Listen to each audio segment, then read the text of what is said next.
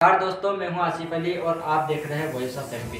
शहर की बढ़ती लापरवाही को देखते हुए एक बार फिर कोरोना ने पलटवार किया है, जिसके चलते आज हमारे साथ है श्रीमती आशा सांबर जी। इनसे बात करेंगे कि किस तरह कोरोना वापस से हमारे शहर में पलटवार हुआ।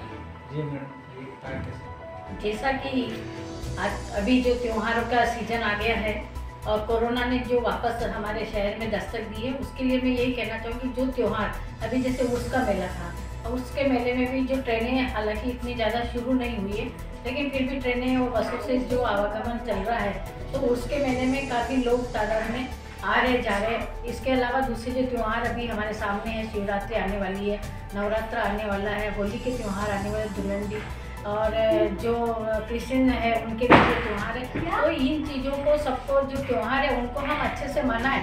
लेकिन जो सामाजिक दूरियां हैं, हमारी सामाजिक स्थलों पे जो बड़े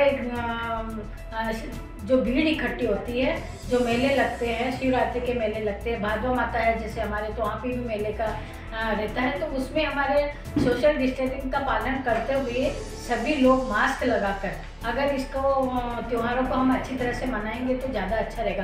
क्योंकि कोरोना एक ऐसी बीमारी जो बड़ी मुश्किल से 1 साल हमें उसको देखा है हमने, उसके लिए हमारे कितने लोग ऐसे ऐसे जो महान थे जो चले गए बेचारे, हमारे बीच में नहीं रहे। और सीवर लाइन की जो प्रॉब्लम है वो हमारे शहर के लिए बहुत ही खतरनाक है, क्योंकि सीवर लाइन अभी पूरे शहर में बहुत ही बड़ी एक मुद्दा है हमारा, क्योंकि इन सीवर लाइन की वजह से गंदगी अपार सभी नालियों में जमी पड़ी है। सारे वार्डों में, कहीं भी वार्ड में जाके आप देखिए, एकता कॉलोनी में देखिए, नीमा सिटी देखिए, या इधर हम पंचवटी कॉलोनी देखिए, इधर सारी में जल कुंभी के ढेर पड़े हैं। तो ऐसे कहीं ना कहीं लेकर ये बीमारियों का कारण है, और इन चीज़ों का अगर हम ध्यान रखेंगे और इनका समय पर निराकरण करेंगे तो शायद हमारे कोरोना पे जो जितना आने वाला है वो कम असर होगा। मैम, आपने देखा, आपने अभी जो बोला कि सीवर लाइन और जो नालियाँ वगैरह की आपने जो बात करी है, इसको लेकर नगर पालिका भ्रष्टाचार मतलब जो भी है, जैसे लोग सीवर लाइन डाले पैसों का सदुपयोग कर रहे हैं क्या? नहीं, कारण क्या है कि जो सीवर लाइन हमारे पूरे शहर में बिछाई गई ना, तो वो मतलब जो काम होना था वो नहीं हो पाया प्रॉपर। उसका कनेक्शन जो है वो बिल्कुल गलत हुआ है, ताकि उससे क्या हुआ कि ये नालियाँ बंद हो गई, सारी चौक हो गई, और पानी बाहर ना निकलने की वजह से लोगों ने अपनी जो लाइन थी उनको तोड़ डाली और नालियों में छोड़ दिया, क्योंकि वहाँ बाथरूम में, शौचालय वगैरह सब में गंदगी होने लगी थी, तो बाहर पानी का निकास सही नहीं था, उनकी लाइन का जो कनेक्शन है वो सही नहीं था।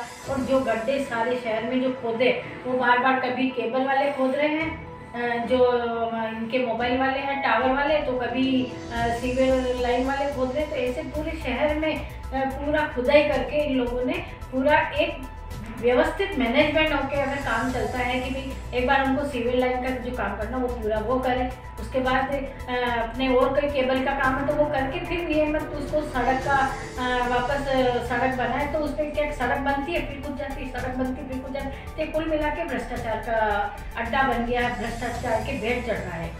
मैम, अभी जो कोरोना का पलटवार हुआ है, उसको देखते हुए क्या नगरीय निकाय जो चुनाव आ रहे हैं इसको कुछ असर पड़ा? नगरीय निकाय चुनाव जो है, नगरीय का कारण इसमें क्या, कोरोना का ऐसा कोई ज़्यादा विशेष फर्क नहीं पड़ेगा। ये तो खाली महंगाई को लेकर इस तरह से हमारी जो शासन प्रशासन है, महंगाई और पेट्रोल के दाम और डीजल के भाव जो इतने बढ़ गए, उनको कहीं ना कहीं भुलाने के लिए ये हमको नगर निकाय चुनाव की अभी तक तारीखें घोषित नहीं हो रही है इनसे, और आगे से आगे बढ़ाए जा रहे हैं। कहीं ना कहीं उनकी पार्टियों को गर्त में जाने का है, इसलिए ये आगे से आगे नगरीय निकाय चुनाव को आगे बढ़ाते जा रहे हैं, और इसमें कोरोना का कोई कहीं ना कोई नहीं फर्क पड़ेगा उससे। अभी जो उज्ज्वल गैस योजना चलाई थी, तो क्या लगता है कि अब उस योजना का जो अब लाभ लिया जा रहा है, वसूली की जा रही है? जो इन्होंने उज्ज्वला अभियान चलाया था, काफ़ी बड़े बड़े पेपरों में विज्ञापन दिए थे, काफ़ी इन्होंने उनको टीवी और चैनलों के माध्यम से हजारों करोड़ों इन्होंने उज्ज्वला अभियान दिया, लेकिन गैस की टंकी के भाव जब 850-900 रुपये है, 1000 होने आए हैं, तो कैसे महिलाएं उस गैस के सिलेंडर को खरीदेगी? और सब्सिडी बिल्कुल बंद कर दी है, लोगों के खाते में सब्सिडी आ नहीं रही है, तो ये सभी जगह से ये उज्ज्वला अभियान पूरी तरह से फेल है। सभी ने अपने गैस की टंकियाँ एक तरफ रखकर चूल्हे पे रोटी बनाना शुरू कर दिया है, क्योंकि गृहिणियाँ इतना जो महंगाई है इसकी मार नहीं सहन कर सकती। देखने में आ रहा है जो गैस, पेट्रोल, डीजल ये चीज़ महंगी होने के बावजूद जो तेल और आटा और दाल ये गरीबों का खाना था, इसमें आप क्या कहना चाहोगे? ये भी काफ़ी महंगा हो चुका है, तेल, आटा, दाल। तेल, आटा, दाल भी सब महंगा हो चुका है, ये सभी को विदित है। कारण क्या है कि जैसा कि अभी हमारे किसानों का जो आंदोलन हो रहा है, हम सभी देख रहे हैं। आज किसान आंदोलन कितना टाइम हो गया, कितने लोग शहीद हो गए, किस लिए कर रहे हैं? ये कि ये निजीकरण हो रहा है गेहूं को, इनको निजीकरण की वजह से ये मंडियों का जितना भी अनाज है निजीकरण करेंगे और उसके बाद मूल्य ज़्यादा बढ़ाकर जो आज हमको 8 रुपये 10 रुपये किलो जो गेहूं मिल रहा है वो हमको 50 रुपये किलो मिलेगा। निजीकरण से क्या वो भंडारण कर लेंगे और उसके बाद जब अच्छे दामों में उनको बेचा जाएगा। किसानों का जो अनाज है वो तो उसी कीमत में लेंगे, लेकिन भंडारण करके ये जब माल मार्केट में नहीं होगा तब ऊंचे दामों में बेचेंगे। तो इस तरह से ये गेहूं और दालें भी इसी तरह भंडारण कर रखे हैं। प्याज के दाम इतने महंगे क्योंकि इन्होंने भंडारण कर रखे, और जब ऊंचे दाम जब आज 50 रुपये किलो तो अपने भंडार में से निकालेंगे और जनता के बीच में बेचेंगे ताकि उनको ज़्यादा मुनाफा हो। तो इस तरह से ये महंगाई और जो गेहूं और आटा और दाल ये सभी निजीकरण की वजह से सब कुछ महंगा होगा, क्योंकि बड़े बड़े जो लोग हैं वो अपने भंडारण करके रखते हैं और गरीबों के अंदर जब अनाज और प्याज, आलू, तेल और जब वितरित होता है तो ये फिर उनको महंगे दामों में मिलते हैं। मैम देखने में आ रहा है नीमच का जो बस स्टैंड सबसे बड़ा बस स्टैंड बताता है वो आज भी ऐसे खोखला पड़ा हुआ है। वहाँ पे इंगाले लगा के छोड़ दिए, घूमते हटाने की बात थी, लेकिन वहाँ फिर ठेले लगे हुए। इसमें आप क्या कहना? ये एक जब लहर आती है घुमटियाँ हटाना तो वो एकदम सारी घुमटियाँ बेचारे जो गरीब लोग होते हैं उनकी भी हट जाती है।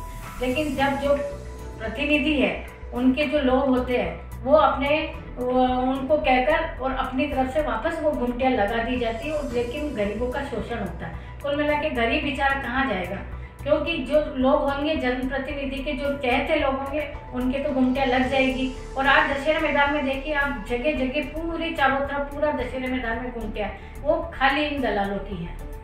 कोई लोग मतलब पहले सब गरीबों के जो थे जो नहीं बोल सकते थे बेचारों की घुमटियाँ उठ गई, लेकिन जो आज अच्छे लोग हैं जिनकी चलती है वो जनप्रतिनिधि उन्हीं के लोग आज वापस ठेले लगा रखे हैं। इधर अंबेडकर रोड पे देख ली सारी घुमटियाँ उठा दी गई थी, लेकिन हमारे यहाँ बोल दिया गया कि 4 पहिए जिसके लगे हो वो आप रख सकते हो, तो उन्हीं ठेलों के 4-4 पहिए लगा के वापस अपनी सारी दुकानदारी सब चल रही है। तो गरीब लोग जो नहीं बोल सकते उनका तो बेचारों का व्यापार बंद हो गया, वो तो बेचारे घर बैठ गए, वो तो गरीब की मार झेल ही रहे ना। आज उनका परिवार कैसे चलेगा, क्योंकि जो अमीर लोग हैं जो इनके चहते लोग हैं उनको वापस घुमटियाँ लगातार सारी तरफ चारों पूरे शहर के अंदर जो मास्टर प्लान है आपका बस स्टैंड के अंदर जो मास्टर प्लान है वो मास्टर प्लान कहाँ गया?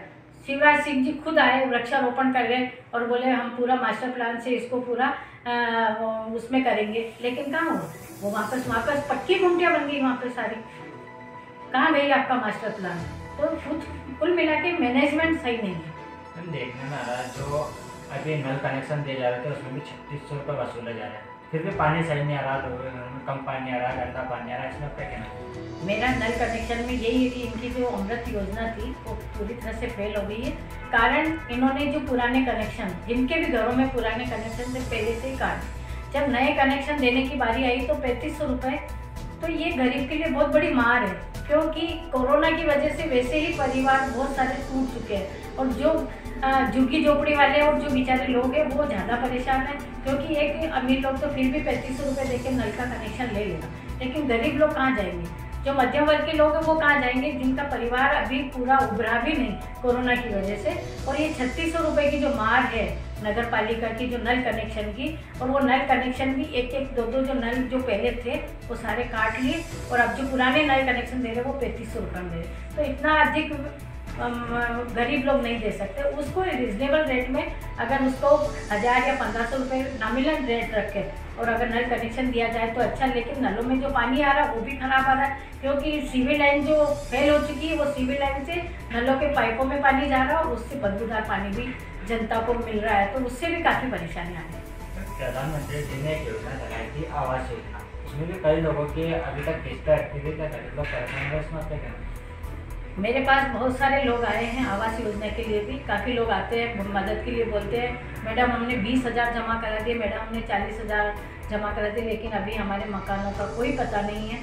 तो मैं यही कहना चाहूँगी कि जो मकान इनके बने हुए थे आवास योजना के, उनको वही उन लोगों को वही मकान उनको दे दी जाए, क्योंकि अभी मेडिकल कॉलेज का तुम्हारा इधर उधर का जनप्रतिनिधियों में ही मनमुटाव चल रहा है और अभी इनको यही डिसाइड नहीं कर पा रहे कि हम मेडिकल कॉलेज कहाँ बनाएंगे। अभी जगह निर्धारित नहीं हो रही। जब नगर पालिका ने पूरी जगह बनाई आवास योजना की, तो उन लोगों को वहीं क्यों नहीं दे दे? बेचारे वो तो उनकी जगह पे रहेंगे, क्योंकि उनका पैसा भी उन्होंने इन्वेस्ट कर दिया और वापस किस्तों के लिए उन्होंने फिर पैसा ब्याज से लेके उन्होंने किस्तें भी भर दी। उसके बाद भी अभी तक आवास कहीं तक उनको अभी बताया नहीं गया नगर पालिका की तरफ से, और जो बिल्डिंग थी वो भी उनको कलेक्टर को सरेंडर कर दी। तो फिर गरीब लोग कहाँ जाएंगे आवास के लिए? या तो उनको कोई जगह चयनित करे कि भाई फलानी जगह तुम्हारी जगह है और वहाँ हम मकान बना के देंगे। तो कब बना के देंगे? आज तो पैसा उनका इन्वेस्ट हो गया ना, वो तो बेचारे परेशान हो गए। जिस तरह से उन्होंने किस्तों से या ब्याज से लाकर जो पैसा जमा कराया, वो आज वो परेशानी में आ गए। उनको आवास का अभी तक इन लोगों के दिमाग में ये हो गया कि हमें शायद कोई आवास मिलेगा या नहीं मिलेगा। अभी भी स्थिति असमंजस में पड़ी हुई है कि वो नहीं कह सकते कि हमें आवास मिलेगा ही मिलेगा, क्योंकि इन लोगों की कोई मानसिकता ही नहीं है, इच्छा शक्ति नहीं है इनमें कुछ करने की कि आवास योजना के लिए जो राशि हमको दी गई उनको दी जाए, उनको उनका आवास। देखने में आ रहा है जो नीमच की जितनी भी नदियाँ थी वो पहले पिकनिक पॉइंट वगैरह ये कहा जाता था, लेकिन अब वो सब नाले में तब्दील हो चुकी है। इसमें आप क्या कहना चाहोगे? जैसा सौंदर्यीकरण है के लिए इन्होंने फाउंटेन लगाया, नावें भी चलाई, लेकिन आज आप संजीवनी नाले में जाके देखिए पूरा जलकुंभी से भरा हुआ है। जलकुंभी पूरी अथाह जलकुंभी, यहाँ देख लो एकता कॉलोनी के नाले में जाके अथाह जलकुंभी है। इधर आप आगे चले जाओ ग्वालटोली के रोड पे, वहाँ पे मतलब पूरी इतनी बदबू आती है वहाँ पे कि आप जाके खड़े भी नहीं रह सकते। और सौंदर्यीकरण की जहाँ बात करें ना, तो वहाँ पे ये फाउंटेन के जितने भी फाउंटेन लगाए, बोट उतारी गई और सब करे, ये सब भ्रष्टाचार की भेंट चढ़ गया है। कुल मिला के कोई मतलब ना सौंदर्यीकरण हुआ ना वहाँ जलकुंभियों को ढेर लगे हुए पूरे नाले में। हमारा जो डिवाइडर वगैरह रंगाई पुताई चल रही है, ऐसे में अगर छोटा मोटा एरिया में जाके देखो, गली बस्ती में जाके देखो तो कीचड़ खाना नगर पालिका को ये नजर नहीं आता। ये सब कुछ बाहरी दिखावा है कि बाहर से जो शहर में एंटर करते हैं आदमी, उनको अच्छा लगना चाहिए कि हमारा शहर बहुत ही स्वच्छ सुंदर है, हमारा शहर अच्छा दिखे। हम भी चाहते हैं अच्छा दिखे, लेकिन आप गरीब बस्ती में भी ध्यान दें। और यही जितना पैसा रंग रोगन में आप यहाँ खर्च कर रहे हो, चित्रकारी करवा रहे हो, दीवारों पे सब कर रहे हो, तो आप गरीब बस्तियों में भी तो जाके देखो, वहाँ कितना गंदगियों का ढेर लगा हुआ है। वो चीज़ पे पहले ध्यान देना चाहिए और उसके बाद ही अपन दूसरी चीज़ों पे ध्यान दें तो ज़्यादा अच्छा रहेगा। मैं एक छोटी सी गरीब बस्ती में एक उदय राज रहता था, जो कि वो आज बॉम्बे चला गया। जब उसको बॉम्बे नहीं लेने आया था तब तक उसको कोई नहीं पूछता था, और आज जब वो बॉम्बे चला गया तो जो देखने वाला है सब वाह लूटने लग गए। क्या कहना? आज उदय जो हमारे नीमच शहर का लिए कि गया, वो हमें बहुत ही गौरव का विषय है कि एक छोटा बच्चा गरीब बस्ती के अंदर निकल के, जिसके घर में न टीवी थे न कुछ थी, पड़ोस के अंदर टीवी देखकर वो उसने जो पूरा उस पर करने की जो प्रैक्टिस की उन्होंने, डांस की, तो ये चीज़ उसके लिए बहुत, बस्ती वालों के लिए तो बहुत मायने, क्योंकि सारे बच्चे इतने खुश हुए। लेकिन शहर के लोग भी आज उदय जब आज इतनी स्टेज पे पहुंचा, उसके बीच में ले जाने वाले का, उसका मैं बहुत बड़ा आभार मानती हूँ कि आज उस बच्चे को उसने मीडिया के थ्रू इतना ऊंचा पहुँचाया। और ऐसे ही हमारी प्रतिभाएं जो हमारे नीमच शहर में छिपी हुई है, 4-5 बच्चों का और भी नाम आया था कि उन बच्चों में भी इतनी प्रतिभा है, तो हम मीडिया के थ्रू, क्योंकि आज मीडिया का ज़माना, मीडिया के थ्रू हम उन बच्चों को भी वो प्लेटफॉर्म दें ताकि वो भी अपने बच्चे अपना भविष्य आगे बढ़ा सके। और इन बच्चों का जो गरीब परिवार है, आज जब वो स्टेज पे जाएगा और उसको जब उससे जो चीज़ उसको मिलेगी, एक बहुत बड़ी बात हमारे शहर के लिए। देखने में आ रहा है जो सड़कों पे आवारा पशु और ऐसे घटना नालों में कुत्ते वगैरह का एक्सीडेंट होने का डर रहता है, तो नगर पालिका इसको ध्यान नहीं दे। इसमें आप क्या कहना? जो अभी आवारा जो जिस तरह से गाय वगैरह जो होती है, अब ये क्या घर में जो भी पशुपालन करता हो, चाहे कुत्ते रख रहे हो, चाहे गाय रख रहे हो या सुअर, जो भी पशुपालन करता है, तो ये क्या करते हैं कि घर में अपने घर से बाहर निकाल देते हैं, गायों को आवारा छोड़ देते हैं घरों, और चौराहे चौराहे पर बैठी हुई गायें हमको मिलती है। ये लोग जब गाय बच्चा देने की स्थिति में होती है तो अपने घर में रखना शुरू कर देते हैं, और जब उसका कोई माँ उनका नहीं रहता तो उनको गलियों में छोड़ देते हैं। तो ऐसे जो भी पशु है जो बिल्कुल भी जिनका कोई संभालने वाला नहीं है, तो हमारे यहाँ गौशालाएँ खुली हुई है बहुत सारी, और वहाँ नगर पालिका को ले जाकर गौशालाओं में डाल देना चाहिए उनको। और थोड़े दिन जैसे नगर पालिका के अंदर रखे, ऐसा नगर पालिका में बहुत सारी जगह, तो वहाँ एक ऐसा स्थान बना दे कि जितने भी आवारा कुत्ते हैं, गाय हैं, सब पहले थोड़े दिन उधार रखे, और उनका जब कोई मालिक नहीं है तो उनको गौशालाओं में जमा करा दे, ताकि उनकी रक्षा भी हो सके और उनका पालन भी हो सके। मैडम, देखने में आ रहा है जो नीमच का स्विमिंग पूल 13 दिन के लिए रहता है, तो इन्होंने जो हाल ही में ये स्विमिंग पूल चालू करवाया था, अब बिना सूचना के वापस उस टाइम बंद कर दिया था, फिर अभी चालू करा, तो इसमें क्या नगर पालिका क्या दिखावा करना चाहती है? अभी कभी चालू करती है, कभी बंद करती है, अभी ये कुछ समझ नहीं आता, क्योंकि ये नगर पालिका में जब तक हमारे जनप्रतिनिधि नहीं बैठेंगे, 1-1.5 साल से जो अटके हुए पड़े हैं हमारे नगर पालिका के चुनाव, वो इस महंगाई को देखकर आगे से आगे बढ़ाए जा रहे हैं, क्योंकि पेट्रोल, डीजल और जो दालों के भाव, गैस सिलेंडर के भाव जो आसमान छू रहे, उसकी वजह से ये नगरीय निकाय चुनाव हमारे नहीं हो पा रहे। लेकिन अगर जनप्रतिनिधि अगर नगर पालिका में बैठता है तो सारी व्यवस्था है जितने भी है, चाहे स्विमिंग पूल हो, चाहे रोड की स्वास्थ्य की सुविधाएं हो, चाहे रोडों के काम हो, चाहे मूलभूत सुविधाएं हो, ये सब अच्छे तरह से चल पाएंगे। क्योंकि जब तक एक आदमी नहीं बैठता वहाँ पे, प्रतिनिधि या अध्यक्ष नहीं बैठेगा, जब तक नगर पालिका अधिकारियों के उस पर है, अधिकारियों को ऑलरेडी इतना काम रहता है कि वो नगर पालिका कैसे संभालेंगे, वो अच्छी तरह से नहीं संभाल सकते, क्योंकि अधिकारियों के पास ऑलरेडी इतना काम।